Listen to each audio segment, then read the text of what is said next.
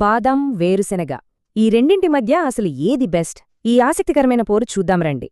ఇక్కడ చూడండి, వేరుశెనగ భలే కోపంగా చేతులు కట్టుకుని నిలబడింది.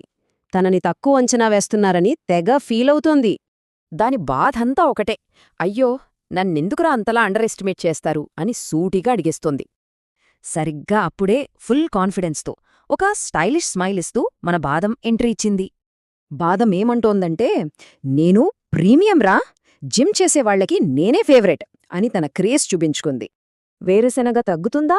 ప్రీమియం అయితే గొప్ప, నన్ను రోజూ తింటారు, నీకోసం స్పెషల్గా డబ్బులు తగలేయాలి అని కౌంటరిచ్చింది. అప్పుడు బాదం కొంచెం కూల్ అయ్యి, సరేలే కాని నేను బ్రెయిన్కి చాలా మంచిది, అందుకే నాకంత డిమాండ్ అంది. నిజమే కదా, బాదం మెదడుకు చాలా ముఖ్యం, కాని వేరుశెనగ కూడా ఏమాత్రం తగ్గకుండా ఫుల్ ప్రోటీన్ ఇస్తుంది. అప్పుడే వేరుశెనగకి ఒక ఐడియా వచ్చింది.